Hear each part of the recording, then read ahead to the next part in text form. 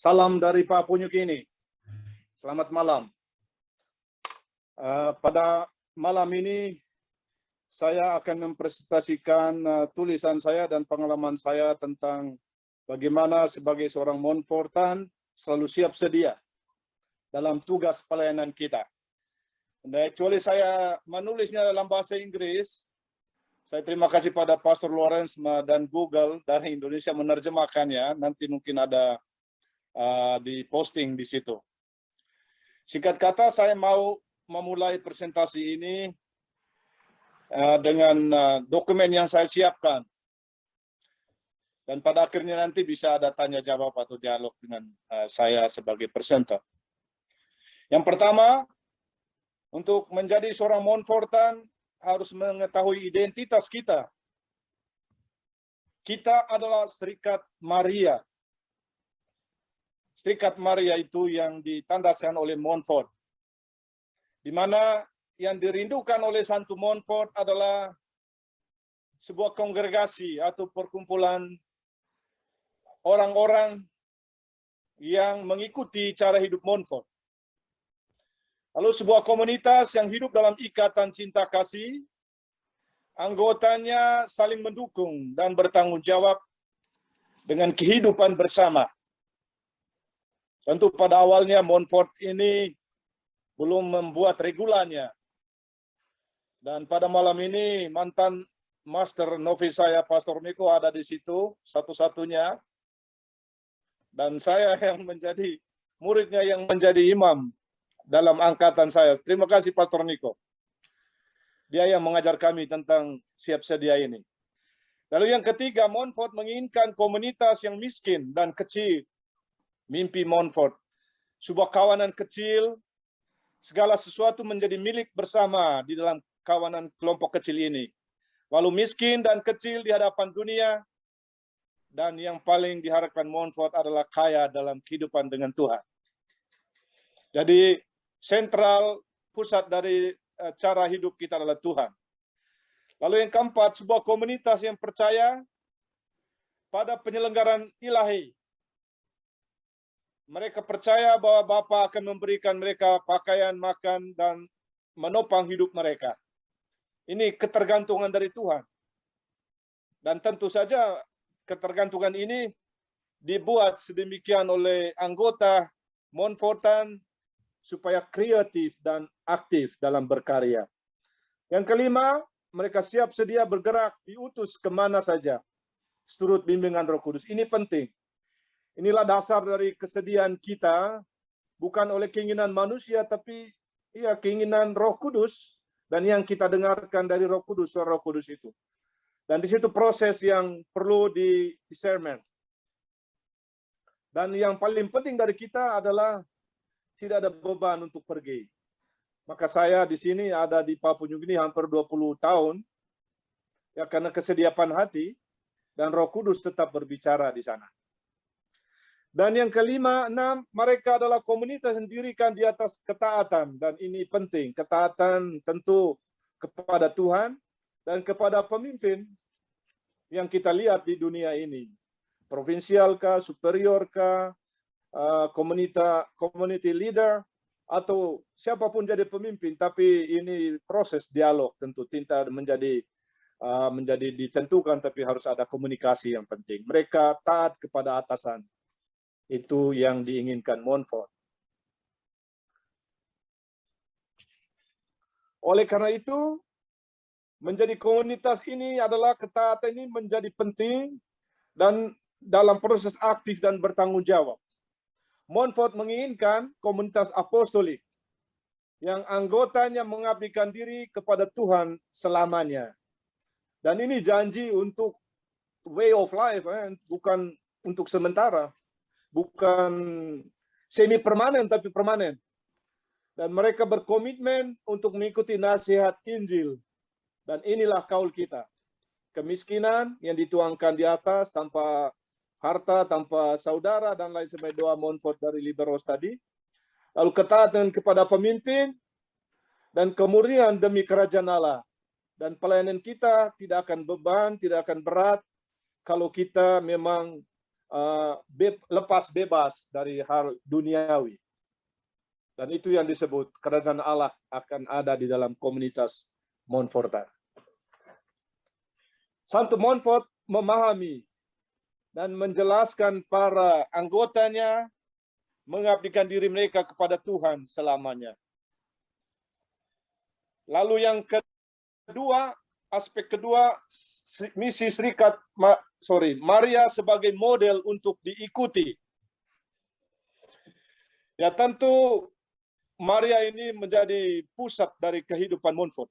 Santo Montfort melihat Maria menjadi penting karena dia pernah mengatakan dia membentuk image, gambaran Allah di dalam rahimnya.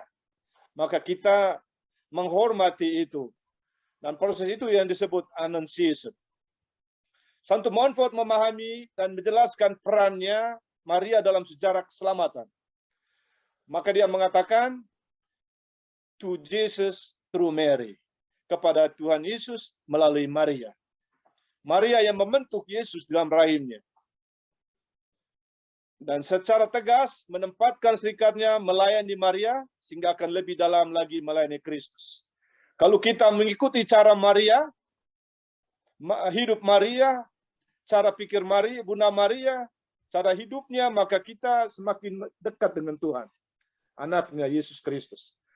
Montfort memohon kepada Roh Kudus untuk melahirkan, membentuk anak-anak Allah dalam persatuan dengan Maria. Dalam doa menggelora nomor 15. Dia mohon Roh Kudus supaya pengikutnya menjadi anak Allah dalam persatuan dengan Maria. Ini penting.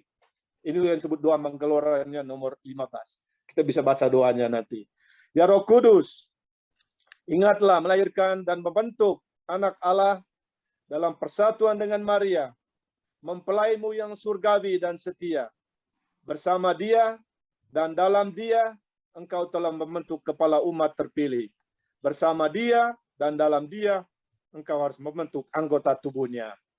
Jadi Maria, kita doa kepada Maria dengan mohon Roh Kudus supaya kita membentuk komunitas yang diinginkan oleh Montfort, yaitu membentuk cara hidup Maria di dalam diri kita masing-masing. Ini doa menggelora Montfort nomor 15. Kerjasama antara Roh Kudus dan Bunda Maria membangkitkan imam-imam yang melayani dengan penuh semangat membarui gereja dan dunia. Nah, ini yang menjadi sentral spiritual kita. Karya Roh Kudus kita minta, kita doakan supaya membangkitkan kita semua dengan penuh semangat membarui gereja dan dunia. Itulah sebut pembaruan dalam kehidupan komunitas dan kehidupan pastoral kita di paroki atau di formasi dan lain sebagainya.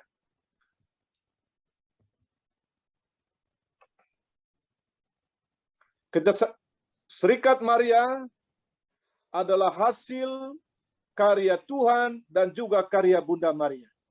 Dari kita ini tidak hanya oleh Montfort sendiri, tapi ini Montfort digunakan Tuhan untuk berkarya mengikuti cara hidup Maria.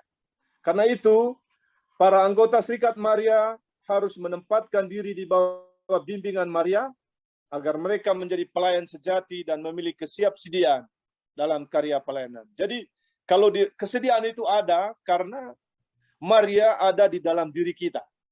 Setiap keputusan kita mendengar melalui Roh Kudus dan cara hidup Maria sendiri. Devosi praktiknya adalah devosi kepada Bunda Maria, menjadi bagian integral dari hidup rohani dan kerasulan para anggota Serikat Maria Montfortan. Jadi kita devosi ini menjadi penting, tidak hanya doa rosario, tapi ada doa devosi lain, doa-doa yang didaraskan oleh Montfort dalam bukunya. Jadi pengabdian sempurna kepada Yesus melalui Maria adalah tanda paling menonjol karakter marial dari para anggota serikat. Pengabdian sempurna kepada Yesus melalui Maria, maka ada disebut konsekrasi kepada Yesus melalui Bunda Maria, atau penyerahan diri kita kepada Yesus melalui Maria. Inilah karakter Maria kita. Dari peran Maria sebagai model untuk kita ikuti. Kontemplasi harian misteri dalam doa rosario itu sangat penting. Karena doa bagaimanapun doa rosario itu adalah yang kita doa dari kitab suci tentang hidup Yesus. Ada peristiwa sedih, peristiwa mulia, peristiwa terang, dan hidup Kristus dan bundanya menjadi dasar penting, nutrisi penting bagi para anggota Serikat Maria. Kalau boleh saya katakan, doa rosario ini adalah merenungkan kehidupan Tuhan Yesus dalam 4 misteri dari doa rosario ini. Jadi itu bagian dari kita, maka saya mengharapkan kita semua menjadi hidup seperti Bunda Maria untuk mengikuti Yesus. Kontemplasi misteri-misteri ini menemukan ekspresi terbaiknya dalam doa rosario. Tapi kalau seorang Montfort tanpa doa rosario 1 hari, saya kira kita salah jalan. Doa rosario ini adalah kontemplasi kita setiap hari.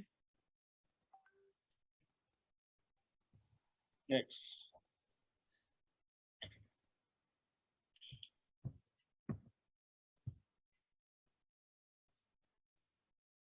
Ada?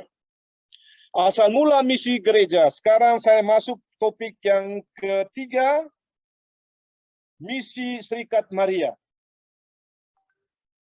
Asal mula misi gereja terletak pada hal Kristus diutus oleh Bapa untuk membawa kabar baik kepada orang miskin. Dalam Lukas bab 4 ayat 8.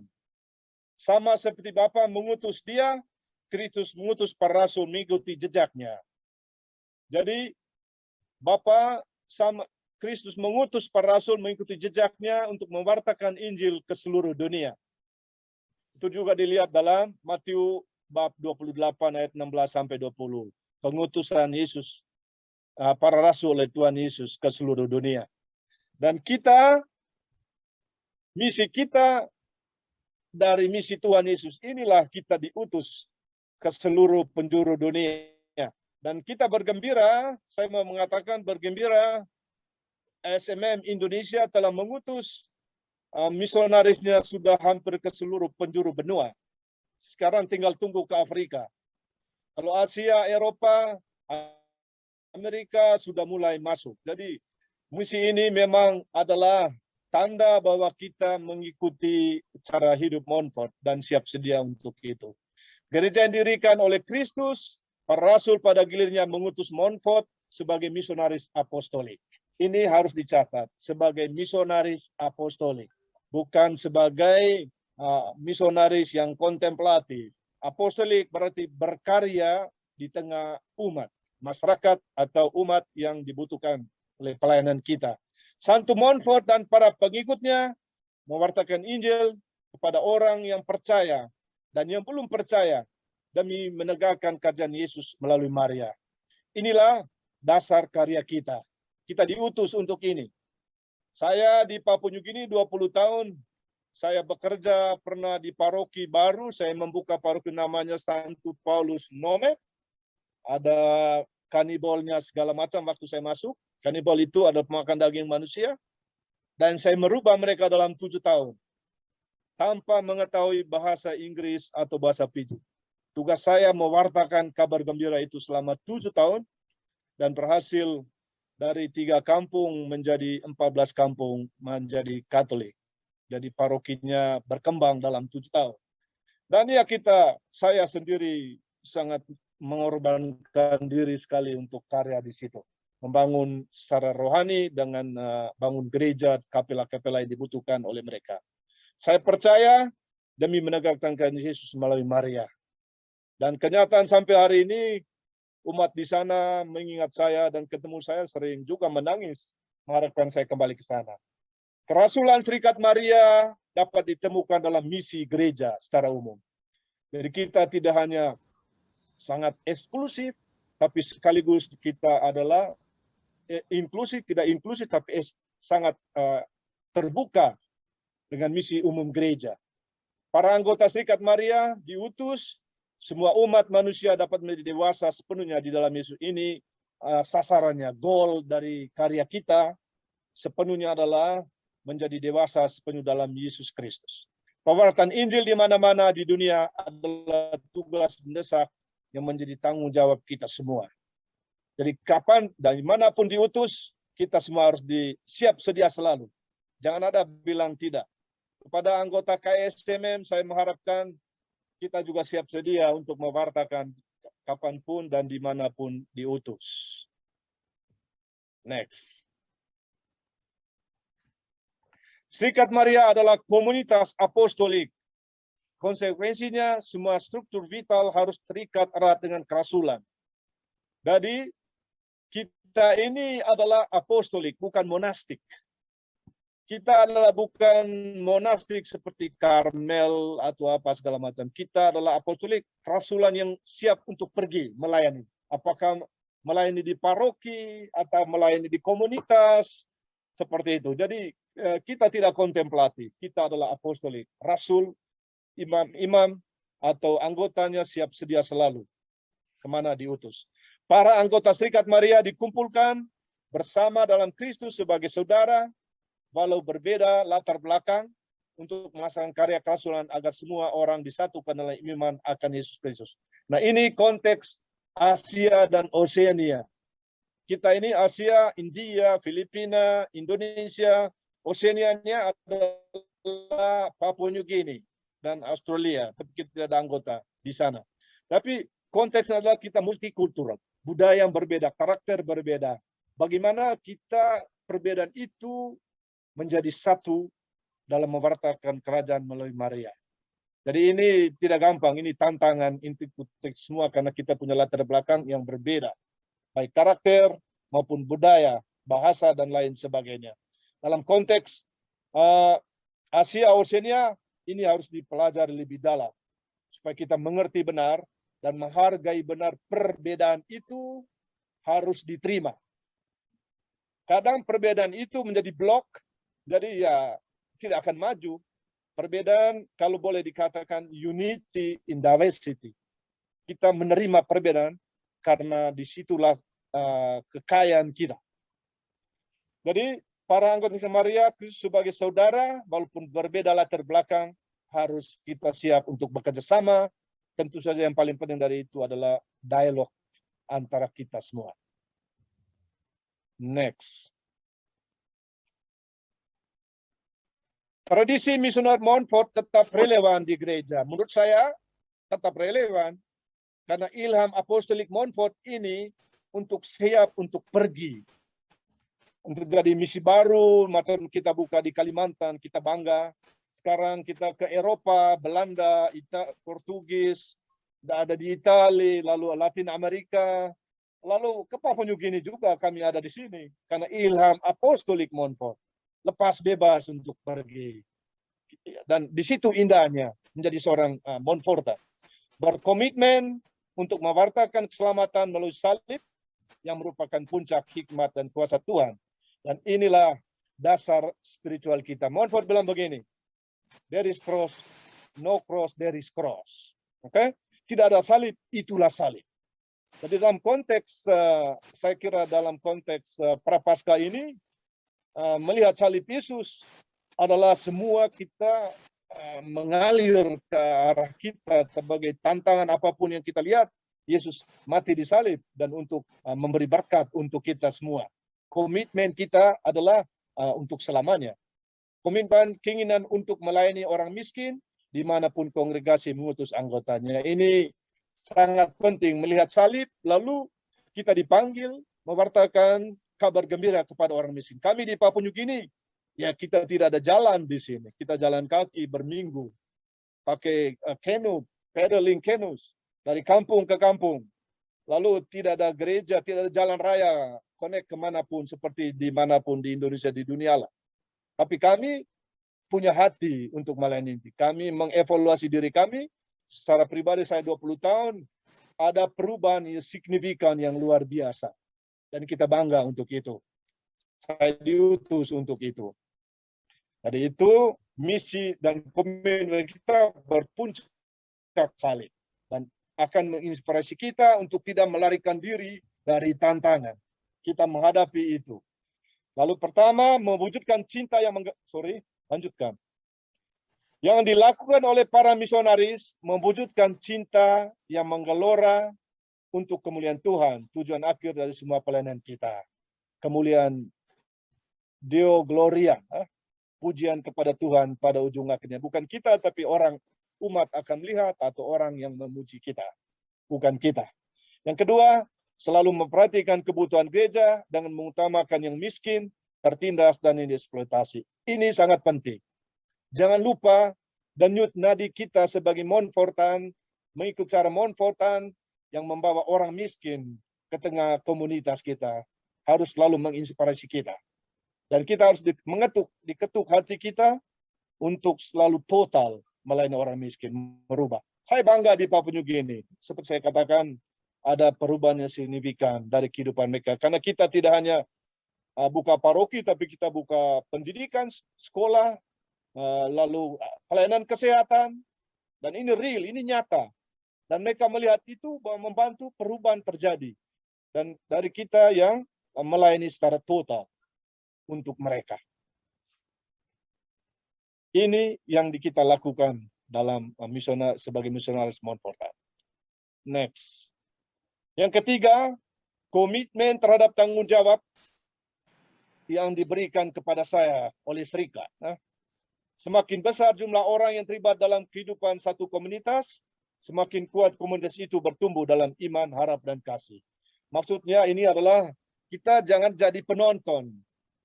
Entah berkarya di formasi, entah karya di paroki, entah karya di komunitas. Jangan ada yang menjadi penonton, jadi terlibat dalam dialog ini. Dan inilah tantangan sekaligus peluang untuk kita untuk bertumbuh dalam iman, harapan, dan kasih. Yang kedua, masing-masing anggota diminta untuk berkontribusi pada kehidupan komunitas. Itu yang saya bilang, tidak hanya ide, tapi juga kejujuran kita tentang mengolah hal, harta, atau apa yang diberikan umat. Ya, di situ indahnya sebenarnya. Kita sharing dengan, oh ini saya diberi ini, dihadiahkan ini, saya didoakan orang, seperti ini, di-sharingkan dalam komunitas. Tidak ada yang terlalu miskin, sehingga ia tidak memberikan kontribusi apapun dalam hal ide dan komitmen. Nah, ini yang saya bilang, bukan soal miskin ide, tapi harus ambil bagian. Jangan jadi penonton seperti itu. Jadilah jadi penyumbang untuk komunitas. Next.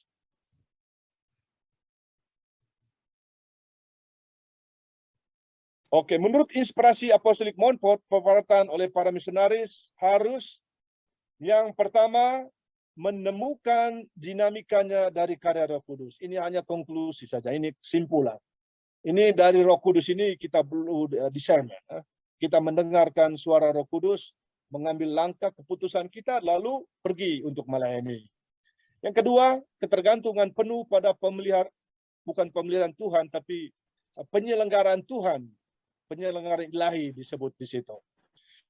Lalu ini penting, ketergantungan pada Tuhan. Ya, memang ini tantangan juga, tapi kadang-kadang kita pikir Tuhan tidak beri sesuatu kepada saya. Dan ya memang harus total. Montfort bilang, jangan ada pikir hal duniawi kalau mengarah penyelenggaraan ilahi. Dia bekerja. Kalau kita berdoa pada Tuhan, Tuhan akan menggunakan manusia karena dari situlah penyelenggaraan ilahi. Tidak langsung dari surga.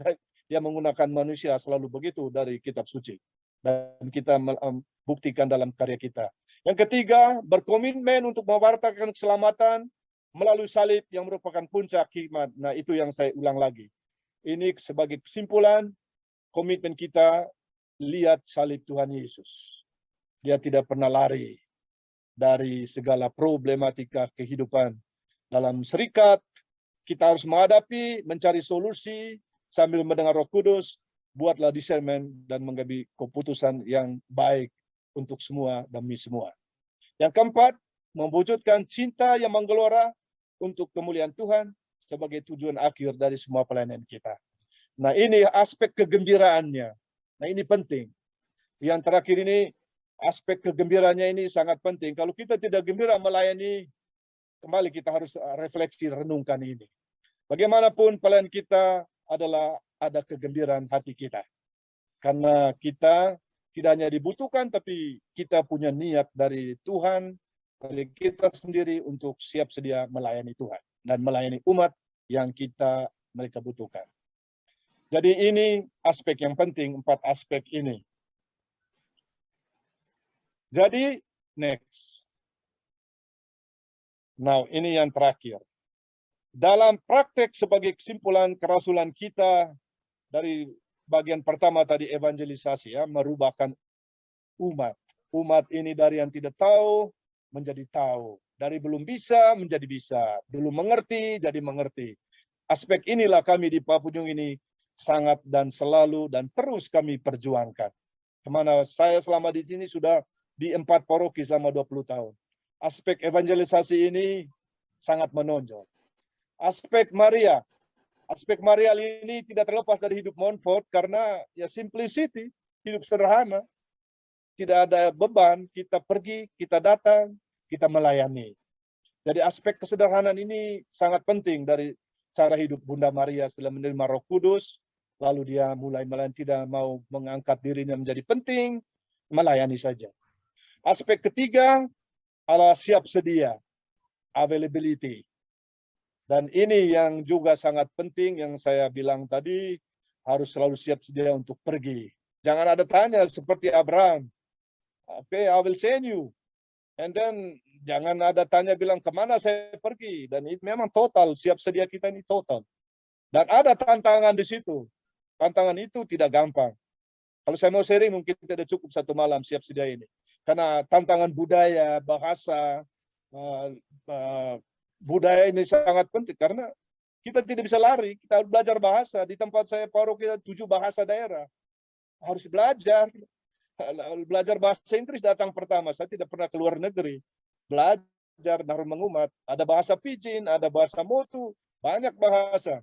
Jadi kalau kita tidak siap, ya mungkin 1 tahun tidak menganggap sudahlah saya pulang dan menerima tantangan ini.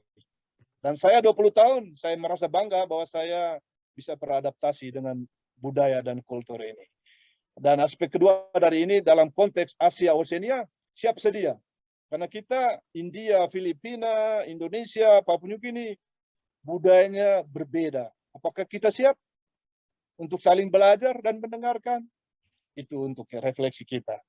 Aspek keempat adalah kerjasama, acting together. Nah, 4 aspek inilah yang disebut dari sejak saya kira General Chapter tahun 2007 sampai sekarang 4 aspek ini adalah penting untuk para Montfortan, untuk kita semua. Yang terakhir, acting together, kerjasama ini penting. Jangan sampai kita hanya pikir ide sendiri, kalau sudah berbeda, ya sudah kau saya. Tetap kita prosesnya dialog untuk sesama, untuk membangun serikat dan dimanapun kita kerja bersama.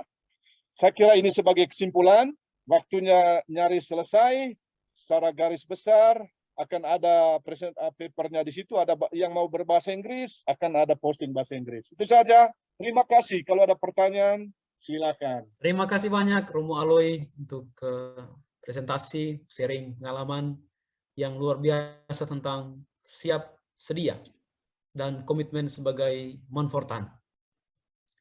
Seperti yang Romo Aloy katakan, kalau mau sharing tentang siap sedia 1 malam, mungkin 1 minggu juga tidak cukup untuk mendengarkan Romo Aloy ini. Baik, yang berikut saya beri kesempatan kepada Bapak Ibu, saudara-saudari, para Romo, para suster, para bruder, frater, untuk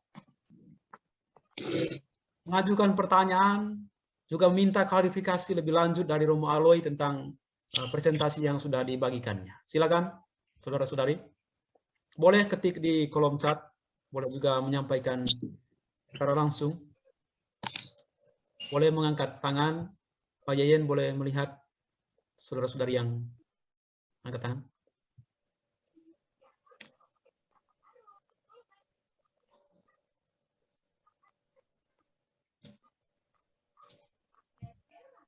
Ya. Apakah Romo Niko mau bertanya? Romo Niko, ada pertanyaan atau klarifikasi? Magister. Romo Niko harus memberikan komentar ini. Satu-satunya magister di SMM yang adalah Pak Sunika ya angkatan saya. Pantas dia datang tadi kakak? Iya, maka tinggal saya sendiri lagi sekarang. Romo Niko. Bersabarlah Romo Niko. Mungkin Secara lu adanya sengaja pertanyaan. itu. Tolong jangan paksa-paksa tuh.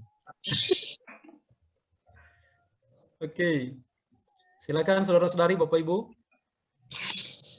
Romo Aloy akan siap membantu kita dan juga berbagi tentang pengalamannya dalam siap sedia. Dokter Sarma. Romo Rafael? Dokter Sarma mau bertanya. Oh ya, ini Ya. Romo Aloy. Romo Aloy, ini ada pertanyaan di kolom chat. Ya. Apa yang paling berkesan dalam pelayanan Romo Aloy? Ini dari Ya. Yosefa, Jakarta. Apa yang paling berkesan? Terima kasih Mbak Yosefa. Bagus pertanyaannya. Sebagai misionaris, yang pertama saya bangga datang ke Papua New Guinea. Saya diutus oleh SMM, tidak sia-sia. Ada hasilnya. Hasilnya yang paling terkesan adalah melayani orang miskin. Dan indah. Orang miskin yang tidak punya apa-apa. Dan kita membentuk mereka untuk mengetahui Tuhan Yesus. Dari mereka tidak tahu sama sekali siapa orang tua Tuhan Yesus, siapa itu Tuhan Allah. Dan itu indah. Dan mereka bangga kalau mereka jalan kaki dari pedalaman sampai 1 minggu bertiba di kota Kyungga namanya. Barusan juga ada hari ini ketemu saya. Tidak bisa ngomong, hanya datang menangis. Kapan kau datang lagi ke paroki kami? Seperti itu. Jadi ingatan, memori, pelayanan lepas bebas kita dari hati ini menyentuh mereka. Dan ada perubahan yang signifikan secara spiritual dan fisikal. Tapi spiritual ini tidak hanya mengenal Tuhan, tapi secara fisikal kami juga mulai menanam padi. Mengajar mereka padi ladang, menumbuk padi, ajaran mereka, lalu datang mesin giling kecil, lalu digiling padinya, seperti itu. Kemanapun saya pergi, saya selalu mengatakan ora et labora, berdoa dan bekerja. Jadi ini yang menarik. Yang membuat saya betah 20 tahun di tanah misi Papua New Guinea. Keseimbangan antara doa dan melayani hal yang nyata. Menjadi tukang juga, tukang bunga bangun gereja. Harus diajar sekalian.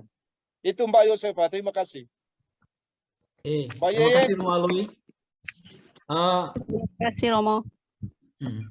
Sekarang saya ingin, ini pertanyaan sekilas dari Ibu Maria ini. Mengapa belum ada di Jerman? Sebetulnya SMM sudah ada di Jerman ya, hanya mungkin sisa-sisanya yang tinggal di sana. India yang tangani, India yang tangani. Jerman ada ya, SMM ada di Jerman. Ada. Okay. Ada di Jerman. Ya, Ibu Maria di Jerman ada. Konfrater dari India Ada. yang tangani. Yang di Jerman, mereka bantu kita di Papua New Guinea juga untuk kegiatan Mudika dalam hal financial dari Jerman. Lebih banyak lagi untuk kesurupan ini. Jadi saya mau mengatakan dari Jerman, SMM ada bantu kita dan juga ya banyak hal, misalnya misi Aachen, misi Munich, itu bantu karya misi di Papua New Guinea. Terima kasih. Baik, terima kasih Romo Aloy. Ya. Kalau Jerman ada, mengapa saya kalau pembaktian diri harus ke Roma, Romo? Ya, Ini itu Romo nanti JJ yang bertanggung jawab. hanya di sana. Tapi kalau Ibu ada di Jerman, coba cari alamatnya. Ada SMM di Jerman. Ada dari India juga di Jerman. Oke. Baik, Bu Maria, nanti lebih lanjut itu akan tanya dengan Romo JJ tentang hal-hal seperti itu. Terima kasih Bu Maria. Nah, sekarang yang mau bertanya langsung Dr. Sarma, silakan Bu Sarma. Selamat sore Romo Aloy, terima kasih Romo Lawrence. Pertanyaan saya sesuai dari yang disampaikan oleh Romo Aloy tadi, konteks ASEAN dan Oseania. Bagaimana dapat menyatukan persepsi yang berbeda sesuai dengan dasar tradisi misioner Montfort yang apostolik begitu. Karena kan tadi disampaikan pelayanan misioner Montfort secara apostolik bukan kontemplatif, yang mewujudkan cinta, memperhatikan, dan 3 komitmen. Demikian Romo Aloy, terima kasih. Ya, terima kasih. Yang pertama, bagaimana mempersamakan persepsi. Nah, disinilah letaknya kita sebut common sense. Ada goal yang sama. Goalnya adalah kerajaan Allah. Dilihat di depan orang. Apapun perbedaan kita, yang mau tidak mau, goal sasaran kerajaan Allah itu menjadi tujuan kita. Jadi apa yang keinginan saya harus orang ikut saya itu tidak bisa. Kita menghargai perbedaan itu sebagai kekayaan. Sambil menunjukkan sasaran common sense kita, common goal kita adalah kerajaan Allah. Yang dibentuk melalui Maria. Jadi dengan ada sasaran umum yang bisa diterima, ada hal pribadi, ada hal konteks kenegaraan yang berbeda. Sasaran ini yang harus lepas dari keegoan kita. Dan itu yang pertama. Yang kedua, konteks komitmennya itu penting. Komitmen ini memang ya harus minta Roh Kudus. Tidak hanya sebagai manusia, tapi minta Roh Kudus untuk menerangi pikiran dan hati kita. Terima kasih, Ibu. Oke. Terima kasih Romo. Terima kasih Romo Aloy. Lalu yang berikut, Suster Deve Ngorang. Ini baiknya mereka ngomong langsung nih. Apakah sinyal bermasalah? Suster, kami merindukan wajah-wajah kalian. Dari Labuan, Kak? Iya, iya. Halo. Oke, kalau mungkin sinyalnya bermasalah, mereka belum beli sinyal tadi. Saya baca. Apa yang menjadi motivasi Pater sehingga mampu bertahan dalam setiap situasi sulit yang Pater alami? Ya. Yang pertama adalah, saya mau mengatakan adalah doa. Doa itu, makanya saya bilang doa ini menjadi inti dari kehidupan kita. Kami di sini tidak ada hidup komunitas di paroki. Selama saya 20 tahun di sini, sendiri selalu. Sendiri masak, sendiri mencuci, sendiri, semua sendiri. Sendiri berdoa. Di kekuatan tinggal di pedalaman itu serem kalau kita tidak ada hidup doa. Koneksi dengan Tuhan itu penting. Koneksi dengan Tuhan, doa, lalu doa rosario itu harus tiap hari. Dan ini menjadi hal fundamental yang tidak bisa tidak. Yang kedua adalah PR, public relation. Kita berelasi dengan orang, terbuka dengan orang. Jangan menutup diri. Dan saya bangga, saya ini orang yang terbuka dengan setiap orang. Apakah dia menjadi pemerintah, gubernur di sini kenal kita. Anggota parlemen kenal kita. Tapi orang paling miskin pun kenal kita. Nah, ini kita relasi dengan setiap level kehidupan. Kalau kita menutup diri, mungkin saya sudah pulang setelah 3 bulan dari Papua New Guinea. Dan saya bangga dengan keterbukaan saya dengan setiap orang. Dan orang pemerintah ya mereka bantu kita. Kita misalnya, oh Father, nanti kita beri cek untuk bangun gerejamu di sini. Bangun rumah sakitmu di sini. Siap saja. Jadi dengan keterbukaan ini adalah sangat penting untuk kita dari hasil doa dan keterbukaan. Jangan menutup diri. Jangan hanya bekerja ya saya urus sendiri di kamar atau di mana ya.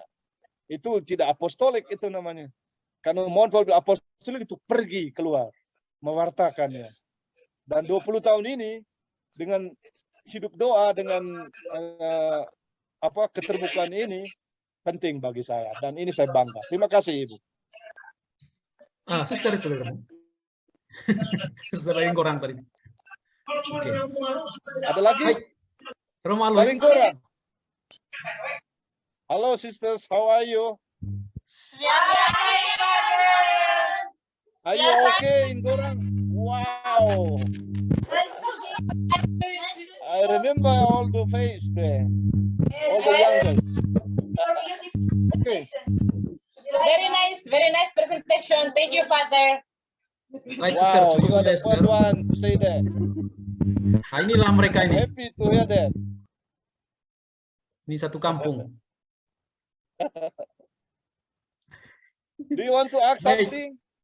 Baik, Suster. Romalu mereka sudah tadi. Kita ke pertanyaan yang lain. Oke. Tantangan yang paling berat yang para misionaris Montfortan alami di Papua Nugini. Paling berat, Ya. Paling berat. Ada kurang lebih 2-3. Yang pertama adalah budaya. Budaya payback di sini ya. Gigi ganti gigi, mata gigi mata. Merubah budaya ini selama 20 tahun masih ada, tapi ada unsur 50% mulai berubah. Budaya itu tidak hanya itu bahasa, ya. Banyak bahasa daerah. Dan kita harus berani belajar. Maka makan tidur dengan orang itu untuk belajar bahasa, karena bahasa ini gampang kita mengatakan, oh dia ke Jerman, oh dia ke Nicaragua, oh dia ke Kolombia. Bahasanya bisa membuat kau shock in culture. Dan ini harus kita belajar. Ini tantangan paling berat. Gampang mengatakan pas Kutabisan, oh dia ke Papua New Guinea. Tapi oh dia ke Kolombia. Belajar bahasanya untuk mengetahui sense kata-kata. Itu bahasa umum, bahasa Inggris, bahasa Pidgin, bahasa daerah apalagi.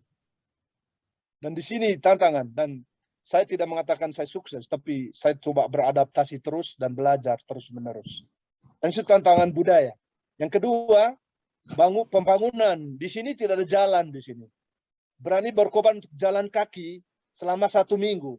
Masuk hutan, keluar hutan. Atau pakai canoe, pedaling canoe dari sungai ke danau, berhari-hari dan berminggu.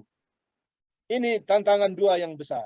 Ini tidak ada pembangunan di sini. Tidak ada, negara tidak bangun jalan. Kami pakai pesawat kecil, masuk ke pedalaman, kadang-kadang babi juga masuk, sayur-sayur juga masuk, ubi-ubi juga masuk di dalam pesawat. Ayam juga masuk di dalam pesawat. Karena tidak ada jalan raya. Begitu. Kami beranilah dengan itu. Tantangan itu kami terus hadapi. Sambil berdialog dan pemerintah untuk berbuat sesuatu, ada perubahan. Sekarang ada telekomunikasi karena kita berani omong dengan pemerintah di sini. Sekarang kita ada mobile phone baru tahun 2011. 2009. Itu tantangan budaya dan tantangan infrastruktur budaya tidak ada pembangunan di sini. Terima kasih. Terima kasih Romo Aloy. Itu dari Ibu Devi tadi ya, Pemirsa Jakarta. Iya, terima kasih Ibu untuk pertanyaan ini luar biasa. Ya, baik Romo. Kita lanjut ya Romo. Jangan takut datang ke PNJ. Hadapi tantangan dengan salib. Siap. Oke, Ini yang berikut Romo. Ya. Kontemplasi setiap hari seorang Montfortan adalah doa rosario. Ya. Bagaimana dengan para pemirsa bila tidak setiap hari? Ya, pemirsa ini KSM Romo, KSM pemirsa. Oh oke, KSM, oke. Ya. Ya kalau dalam konteks mereka saya pikir ya kita memang dalam proses belajar. Ini kan kontemplasi ini kan tidak hanya sekali saja ya. Ini kan sejak kita ini kan dari novisiat. Saya terima kasih kepada Pastor Niko karena dia belajar kontemplasinya luar biasa. Sadana dulu. Sampai saya dulu melayang-layang melihat Tuhan Yesus di atas udara. Tapi kontemplasi ini penting. Dalam bagian doa sore ini kan kontemplasi tentang hidup Tuhan Yesus. Dan bagaimana hidup Tuhan Yesus bagi saya pribadi menjadi masuk di dalam jiwa saya. Nah, kontemplasi yang lebih dalam adalah hidup Yesus, adalah hidup saya. Sehingga orang mungkin bisa melihat Yesus dalam karya pelayanan saya. Dan itu dampak implikasinya. Dan untuk kontemplasi ini, ya kita selalu belajar terus. Di tengah keributan dunia pun kita tetap bisa doa rosario. Kalau bisa, naik pesawat pun bisa. Jalan di jalan hutan saja sambil pikul barang kita doa rosario, ya jalan menjelang hidup Yesus. Jadi semuanya jadi ringan. Itu Pak Ter. Baik, terima kasih. Jadi memang idealnya yang masuk dalam pemirsa itu setiap hari doa rosario juga. Ya, itu doa yang penting. Iya. Ya. Oke, jadi yang lain ini Romo apresiasi. Ya, oke. Yang lain ini apresiasi Romo. Terima kasih untuk presentasi yang memuaskan dan memberi semangat ya. Nanti yang lain Romo baca sendiri ya, yang lalu yang berikut Romo dari Miko. Ya. Di Miko. Ya, kepercayaan apa mayoritas yang ada di tempat Romo membaptis tadi yang bertugas itu? Mayoritas kepercayaan itu, mayoritas kepercayaan. Jadi kan negara tadi Papua New Guinea banyak kampung. Ya, di negara Papua secara umum jumlah manusianya sekarang kurang lebih 10 juta. Jadi yang menjadi Katolik itu sekarang kurang lebih 6 juta yang Katolik di seluruh negara. Oke? Jadi yang lain Protestan.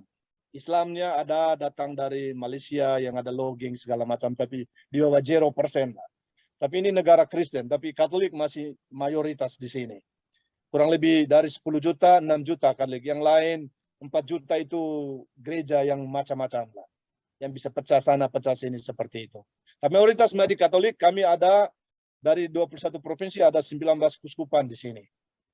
Dan di kusupan kami, Darukyungga, kami ini di perbatasan selatan, Maroke. Dan mayoritas di sini sekarang Katolik lebih banyak. Dulu ada Evangelical Church of Papua New Guinea. Mereka dulu mayoritas. Sekarang dari kurang lebih 130-an ribu manusia di provinsi ini, yang menjadi Katolik ini kurang lebih sekarang 72.000. Kurang lebih 3/4 Katolik di provinsi kami itu. Nah, pertanyaannya apa ini hasil karya Montfortan? Iya, kita tidak mengatakan, tapi kita hanya berkarya saja. Kita selalu ada pembaptisan tiap hari. Pasca ini saya sudah beri pelajaran mulai 2 minggu, 3 minggu terakhir ini, yang baptis selama pasca ini, kurang lebih 64 anak. Ada dari gereja lain, orang tuanya gereja lain, anak masuk Katolik seperti itu. Jadi kita bangga seperti itu. Mayoritas Katolik. Terima kasih. Terima kasih Romo Aloy, terima kasih. Lalu yang berikut ini dari Frater Benjo, Bandung. Yap. Bagaimana Benjo. sikap siap sedia diaktualisasikan dalam konteks pemeresa yang hidup di paroki? Siap sedia untuk pemeresa. Oke, kami di sini, di tempat kami, saya ini belum ada associate, lay misioner, lay associate, belum ada. Hanya di paroki di kota negara Port Moresby dengan di bagian selatan. Baru 2 minggu terakhir selama ACS kemarin, minggu lalu, 25 Maret ini, kami sudah mengumpulkan nama orang yang terakhir. Jadi banyak legio sini. Saya punya legio ada 3 presidium dan ada 2 juniornya di katedral ini. Dan saya dulu yang inisiatif di namanya di Tabubil, ada pertambangan emas paroki di sana, sudah berkembang legionya. Jadi kita punya rencana, sudah dialog dengan mereka gampang untuk menjadi KSM nanti. Dan mereka setuju. Ada tanda-tanda itu. Apakah mereka ada orang sore? Iya jelas, karena Legio Maria. Itu sudah wajib itu. Tidak hanya 2 katena mereka. Itu 2 rosario. Dan ciri ke sana menjadi lay misioner itu sangat gampang sekali mereka nanti untuk masuk di sana. Kita dalam proses untuk ambil itu KSM di sini. Baik. Terima kasih. Terima kasih Romo Aloy. Memang pertanyaan ini sebaiknya dijawab oleh anggota pemeresa yang sudah KSM, Ada Pak Joko di sini, ada Mbak Yeyen, atau ya banyak inilah Bu Sarma. Mbak Yeyen. Boleh satu orang bisa menjawab. Pengalaman siap sedia di paroki, silakan satu orang. Pak Joko. Mbak Yeyen di Muhammad Toha itu. Mbak Yeyen, monggo. Seorang KSM boleh menjawab. Romo, suaranya agak riuh di sini. Maaf, nggak bisa. Oke, baik. Suara siapa Mbak Yeyen? Oke. Mbak Yeyen lagi ada kegiatan. Yang lain? Lagi ada kegiatan. Pak Joko, boleh berbagi pengalaman siap sedia? Singkat Pak Joko. Oke. Kalau tidak ada, nanti kalau muncul yang lain boleh menjawab pertanyaan ini. Pengalaman siap sedia di paroki oleh pemeresa. Kita lanjut ke pertanyaan berikut. Dari para frater inovisiat. Pertanyaan pertama Romo Aloy. Apakah Romo mengalami tantangan dari pihak? Romo Lorenz doa Angelus dulu, banyak teman-teman yang pingin doa Angelus.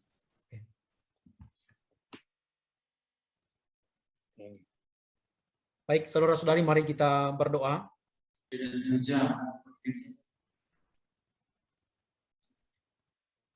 Dalam nama Bapa dan Putra dan Roh Kudus. Amin. Maria diberi kabar oleh malaikat Tuhan. Roh Kudus. Salam Maria, penuh rahmat, Tuhan sertamu. Terpujilah engkau di antara wanita, dan terpujilah buah tubuhmu Yesus. Santa Maria, Maria, Bunda Allah, doakanlah kami yang berdosa ini sekarang dan waktu kami mati. Amin. aku ini hamba Tuhan. Terjadilah padaku menurut perkataanmu. Salam Maria, penuh rahmat, Tuhan sertamu. Terpujilah engkau di antara wanita, dan terpujilah buah tubuhmu, Yesus. Santa Maria, Bunda Allah, doakanlah kami yang berdosa ini sekarang dan waktu kami mati. Amin. Sabda telah menjadi daging. Dan tinggal di antara kita. Salam Maria, penuh rahmat, Tuhan sertamu. Terpujilah engkau di antara wanita, dan terpujilah buah tubuhmu, Yesus. Santa Maria, Bunda Allah, doakanlah kami yang berdosa ini sekarang dan waktu kami mati. Amin. Doakanlah kami ya Santa Bunda Allah, supaya kami dapat menikmati Marilah berdoa. janji Ya Kristus. Tuhan, karena kabar malaikat kami mengetahui bahwa Yesus Kristus putramu menjadi manusia. Kami mohon, curahkanlah kami, supaya karena sengsara dan salibnya, kami dibawa kepada kebangkitan yang mulia di Kristus antara kami. Amin. Dalam nama Bapa dan Putra dan Roh Kudus. Amin. Baik, kita lanjut. Masalah provinsial. Halo. Joaknya lo ini, Pak. Kita ke novisiat dulu. Yang di hulu, tolong aman dulu. Halo. Baik, Romaloi. Romaloi, ke novisiat dulu. Ya. Oh ya. Apakah Roma Aloi mengalami tantangan dari pihak pemerintah PNG dalam bermisi, dan bagaimana Pater menanganinya? Itu yang pertama, Romo. Oke. Yang pertama dari pemerintah, itu saya sudah bilang tadi, kami secara pribadi saya selalu terbuka. Saya bilang gubernur itu teman saya. Member of parliament itu teman. Mereka pernah beri uang untuk bangun gereja. Dimanapun kita ketemu, di bandara, pasti mereka datang salam kita. Atau kita pergi salam ke mereka. Jadi saya tidak ada masalah sama sekali. Itu tadi kuncinya adalah keterbukaan. Public relation, bahasa Inggrisnya terbuka untuk setiap orang. Pemerintah, orang kerja kepala kantor, orang yang mengambil keputusan itu penting, kita harus terbuka dan mereka omong. Saya tidak ada masalah sejauh ini selama 20 tahun. Marah mereka menjadi teman kita. Mereka minta doa juga dari kita, ya kita kerjasama baik.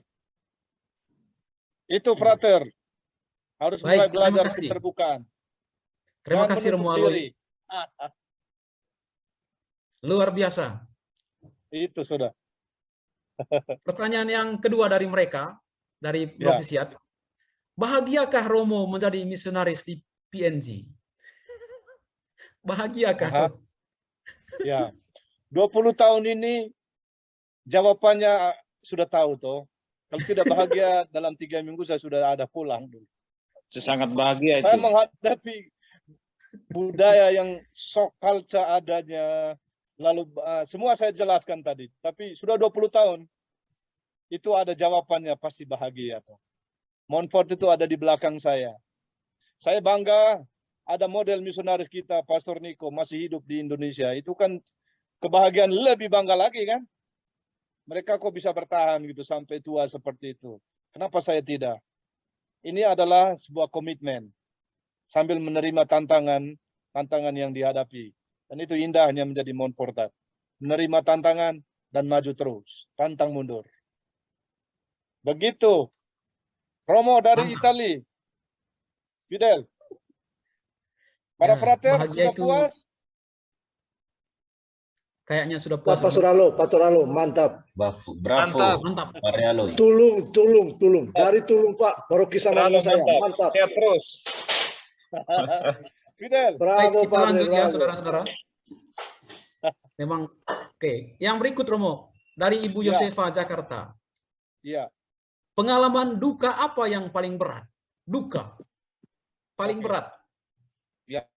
Paling. Pengalaman duka yang paling berat adalah ketika melihat orang, umat yang miskin meninggal.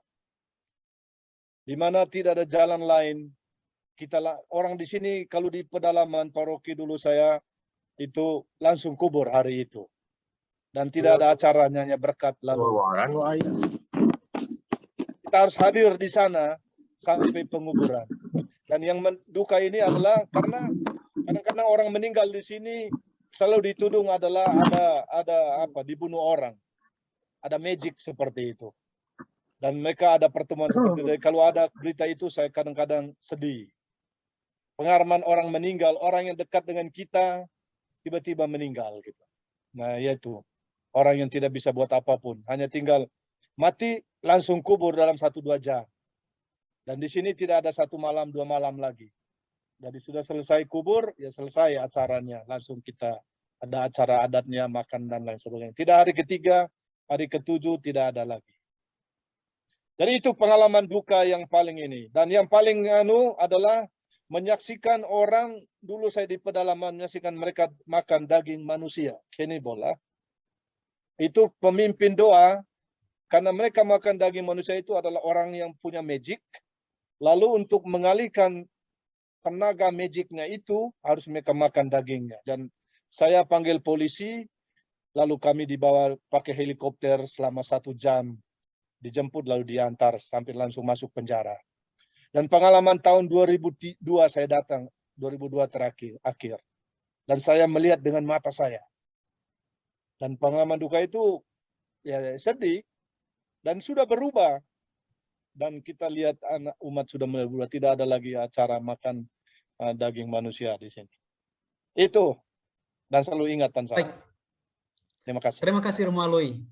Romo Aloy ini seperti Yesus ya, selalu tergerak oleh belas kasihan akan orang-orang kecil. Selalu dicoba. Mantap. Yang berikut dari aspiran Gorang, Romo. Para aspiran kita di Gorang. Pertanyaannya agak serem nih. Apakah Romo pernah dirampok atau diancam dalam pelayanan? Saya, terima kasih. Saya termasuk orang bersyukur di sini. Selama saya 20 tahun, saya tidak pernah dirampok. Kalau Pastor Matius, Pastor Mas John, Pastor Leo, ya pernah. Semua mereka dirampok. Apalagi dari India. Saya sampai 20 tahun ini belum pernah mengalami dirampok orang. Apakah saya karena terbuka? Saya tidak tahu. Saya ke kota negara Papua New Guinea, saya naik bis seperti Pastor Matius, pakai celana pendek, ketemu orang yang menyapa korneknya itu harus nyapa, halo, good morning, seperti itu kan. Terbuka, jangan menutup. Akhirnya ya, saya belum pernah sejauh ini 20 tahun merampok. Sehingga saya bahagia tetap bertahan di sini. Oke. Belum merampok, suster. Belum dirampok. Kalau merampok juga belum pernah. Baik, barangkali perampoknya juga takut melihat Romo ya? Iya, saya kira ya ada monpot di dalam. Merasa kasihan mereka kalau apa yang dirampok tidak ada sesuatu. Ya kalau rampok di rumah ada, kita hilang komputer sudah 2 kali sehingga saya tidak ada komputer lagi. Semua data hilang, dokumen semua hilang di laptop. Mereka ambil semua flash drive kita hilang semua, kunci motor, kunci mobil diambil. Barusan tadi saya buat motor saya pesan di Jepang, setelah 1 bulan motor saya baru jalan dengan mobil. Selama 1 bulan ini tiba dari liburan, 2 kunci ini sudah ada. Kita pesan di Jepang. Begitu, rampok rumah iya, kalau rampok di jalan belum. Oke. Baik Romo, terima kasih. Semoga tetap aman. Ini yang mau bertanya langsung. Ya. Vivi nih, dari mana nih? Silakan ngomong, Vivi, Ibu Vivi. Halo. Baik, Romo, terima kasih. Tadi belum sempat ngetik. Romo, saya mau bertanya kan setiap penduduk asli kan mempunyai budaya di daerah begitu. Apakah ada budaya yang bertentangan dengan agama, dengan hak asasi manusia? Terus tanggapan Romo bagaimana dengan hal itu? Ya. Terima Ya, kasih soal Romo. ya, terima kasih Ibu atas pertanyaan apakah ada yang bertentangan dengan agama. Nah, beruntunglah gereja Katolik ini kan menghargai budaya. Kita tidak menganggap budaya sebagai hal yang ekstrim. Kita tetap berdialog dengan budaya. Budaya kita mengevangelisasi budaya. Misalnya budaya ini perkawinan di sini kan. Perkawinan di sini kan diperbolehkan kawin sampai 5-6 istri seperti itu. Kita ditantang. Jadi tidak berarti kita menerima, tapi kita menghargai praktek perkawinan secara adat dan diterima gereja. Tapi tidak berarti bahwa diperbolehkan 3-4 istri atau 2-3-4 istri. Masuklah ajaran gereja di sana. Tapi sambil kita menerima praktek perkawinan. Lalu praktek perkawinan yang lain tidak ada belis atau bride price di sini. Dan itu untung dari gereja tinggal masuk ajarannya. Yang budaya yang lain tentang yang membunuh, payback itu kalau ada berkelahi ya itu normal. Toh sama dimanapun kalau ada perkelahian, ada kalau perang. Jadi dalam 20 tahun saya mengamati ada perubahan yang sangat signifikan. Ada perubahan menjadi insting Christianity-nya sangat tinggi, sudah mulai berkembang. Itu Ibu. Kita menerima budaya sambil mengubah budaya masuk ajaran Tuhan. Dan kita karena ada agama Kristen yang melihat budaya adalah berdosa. Dan di situ peluang gereja Katolik mengevangelisasi budaya. Maka di sini ada praktek menari di dalam gereja sebagai dalam bagian liturgi. Lagu pembukaan, kita peradakan kitab suci, perayaan persembahan. Dengan adat, ya pakai seperti adat mereka. Kita menerima.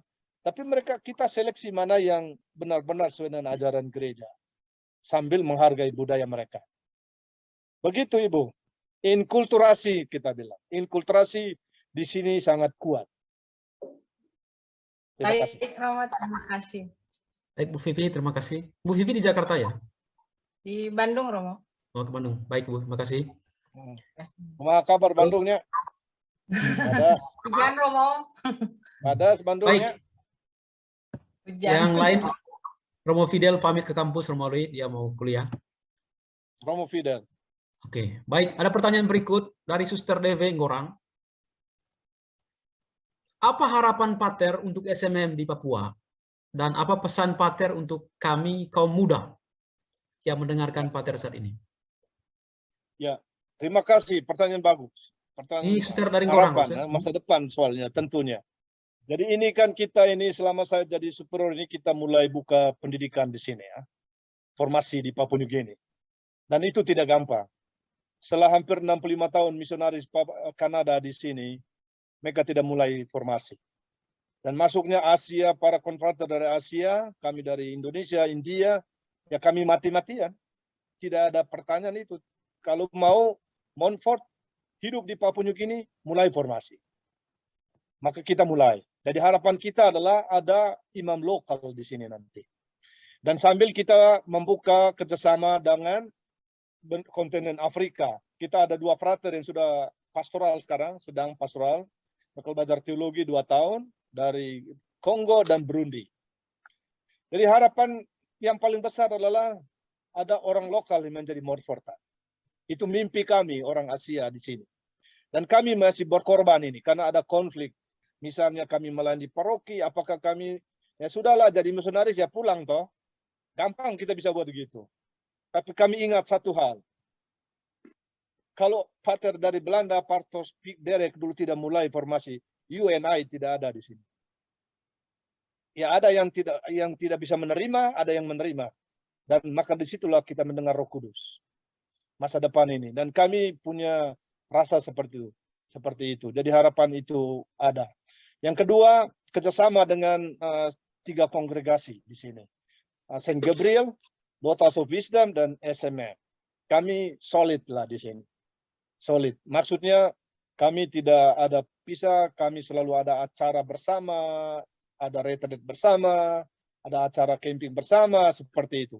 Jadi kita bangga. Di daerah misi, Daughters of Wisdom sudah mulai ada lokalnya, sudah ada mereka. yang sudah final vows. Saint Gabriel dari India, mereka coba tapi gagal terus.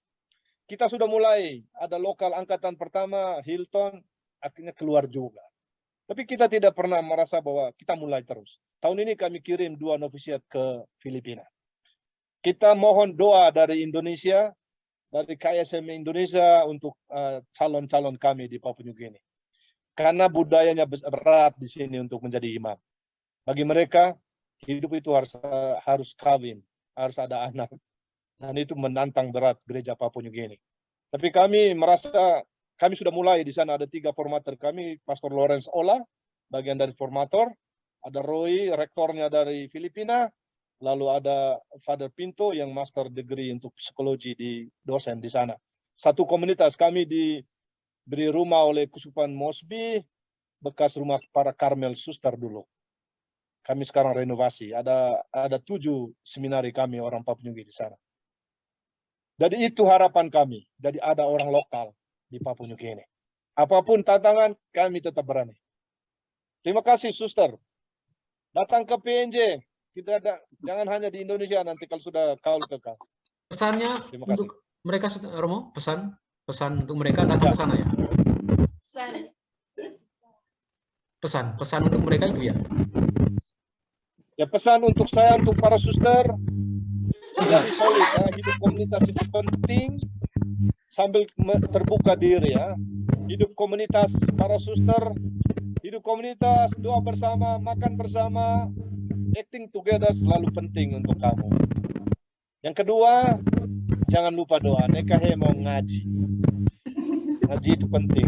Tidak hanya ngaji dalam komunitas, doa pribadi itu penting. Dan harus mendengar satu dengan yang lain. Ada perbedaan, harus cari solusi.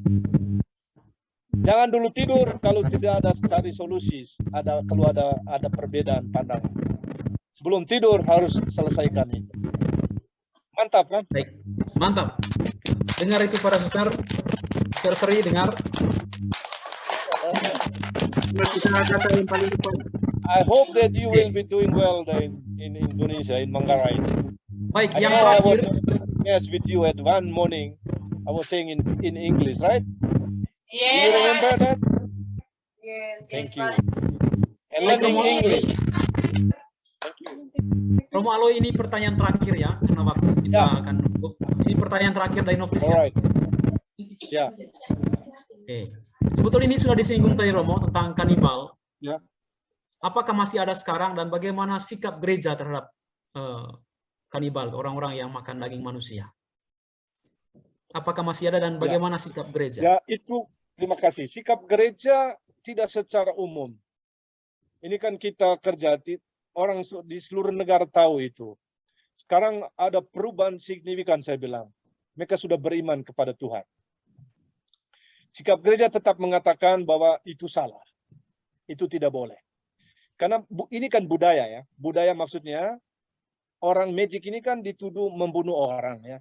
Secara magic orang bilang kalau di Indonesia di Manggarai bilang sebut sangguma, di sini sebut suanggi, di sini sebut sangguma.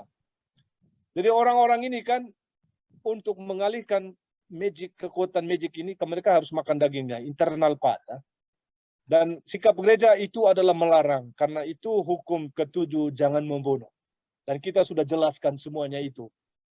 Dan tempat itu dulu adalah di Nomad namanya, di mana saya dulu mulai membuka paroki itu. Sambil saya menanam padi, ajar mereka tanam padi ladang, ada tanam yam, semua pertanian hidup, tanam vanila. Akhirnya konsentrasi di situ, sambil lalu kita masuk ajaran gereja. Dan mereka menerima. Begitu, Tuan. Oke, itu ya. Oke, itu yang pertama. Yang kedua, Romo. Yang kedua. Ya. Bagaimana Romo dalam menghadapi atau bermisi di tengah umat yang masih kuat dengan kepercayaan lokal? Bagaimana strategi bermisi? Apa yang dilakukan juga dalam bidang pendidikan? Ya. Yang pertama ini adalah belajar bahasanya. Bahasa ya, bahasa daerah ya. Harus ada sense-nya. Bahasa umum broken English tahu, tapi belajar bahasa mereka. Lalu ya yang kedua, ya ikut mereka berburu ke hutan seperti itu. Di sana kita bermisi di hutan. Ambil mudika, mereka bilang, ayo kita 1 minggu nanti kita ke hutan mencari binatang, misalnya daging babi, rusa, segala macam. Di sana kita sambil bermisi. Lalu kembali ke gereja, buat mereka ini, masuk gereja, mereka bilang, orang pater ini baik, dia tahu mengerti kita. Jadi bahasa, lalu dimanapun kita bisa ikut mereka. Jangan hanya, ya di sini orang, kalau pagi hilang ya, mereka ke hutan ya, kalau di paroki-paroki pedalaman. Ya. Siang, sore baru datang. Jadi ya tujuannya kita harus ke sana, ikut mereka. Tidur di hutan, makan apa yang makan di hutan, sagu, apa, ikan. Karena di sini sungai pun penuh ikan. Kita tangkap karena net, ya, dapat ikan, panggang. Tidur di hutan, seperti itu. Jadi risikonya ada itu, tapi kita harus ambil semua itu. Itu kalau mau misi itu sukses. Jangan kita menunggu, jangan menunggu di paroki. Tentu saja kalau sudah mulai kenal mereka di dalam kampung, ketika masa hari Minggu datang saja, disitulah kita mulai mengajar tentang ajaran gereja. Dan mereka orang di sini senang untuk mendengarkan omongan yang baru. Jadi ajaran itu mereka senang kalau kita cerita dalam bahasa mereka. Jangan pakai bahasa Inggris yang tinggi-tinggi. Bagaimana misiologi?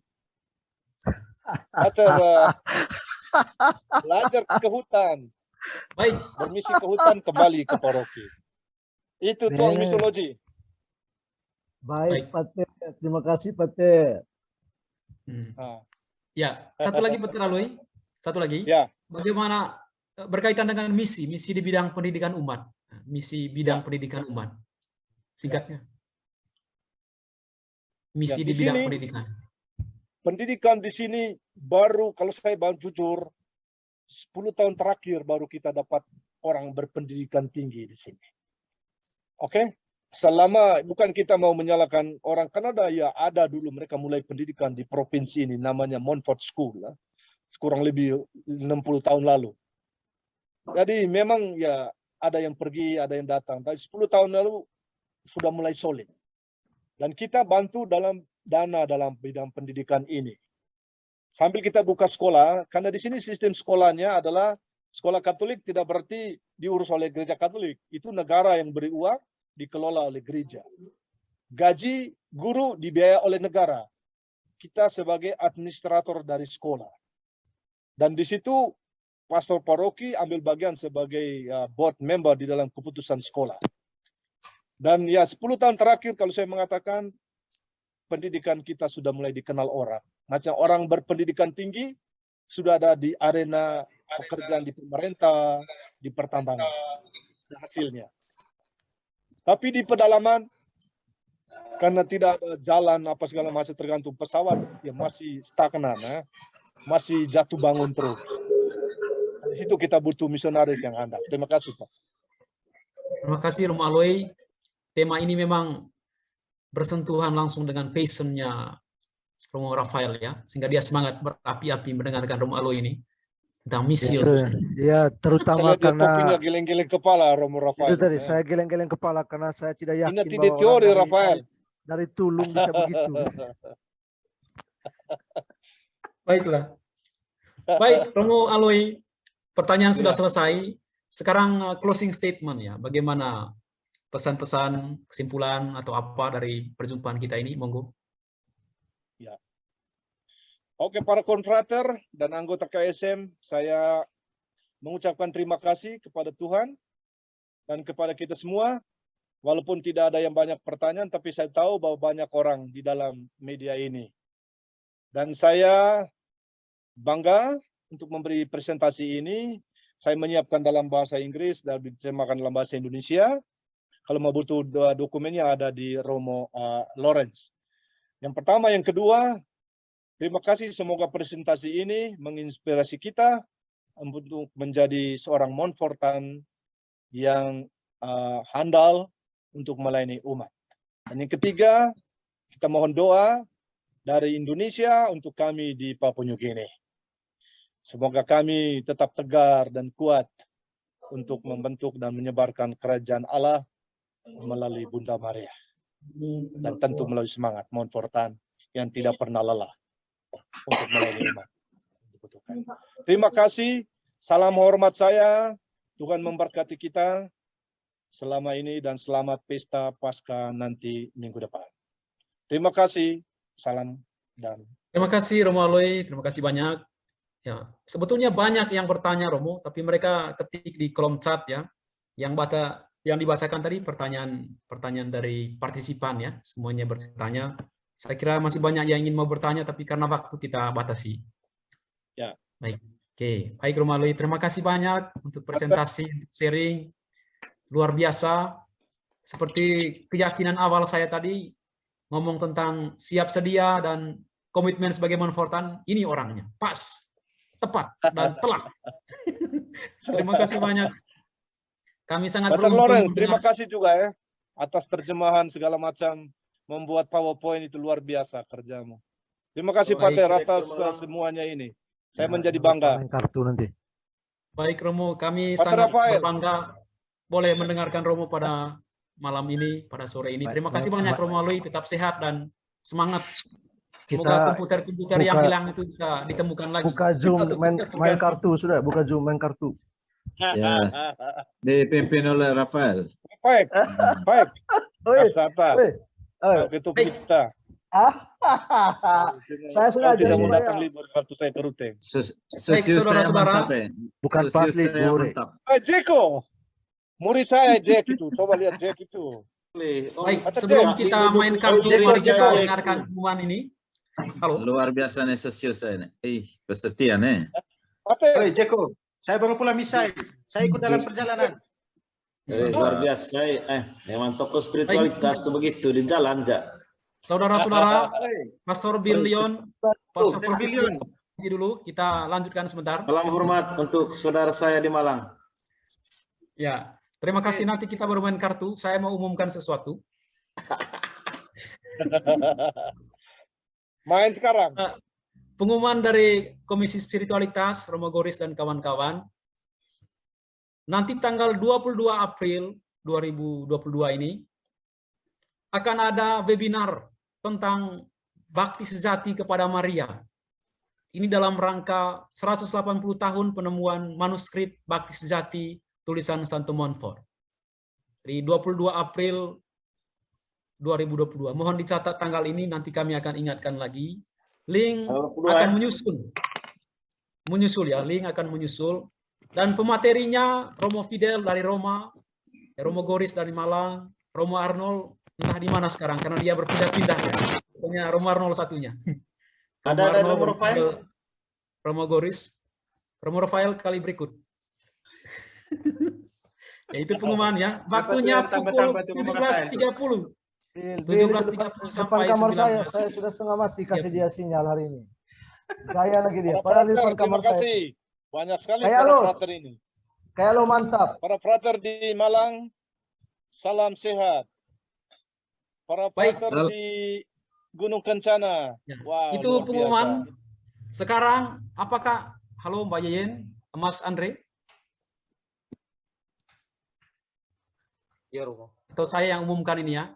Untuk bulan depan, sharing spiritualitas akan dilaksanakan pada tanggal 2 Mei. Tanggal 2 Mei. Dengan tema Perjalanan Menuju Imamat Montfort. Sebuah ziarah pengosongan diri yang dibawakan oleh Romo Mas John Kennedy dari Kanada. Di bulan depan kita lintas benua ini ya. Dari Papua Nugini kita ke Kanada. Keras Jadi tanggal 2 Mei ya oleh Romo Mas John. Saya berharap Bapak Ibu, Saudara-saudari, para Romo, para Frater, Suster, Bruder boleh mengambil bagian dalam sharing yang nanti pasti menarik ini.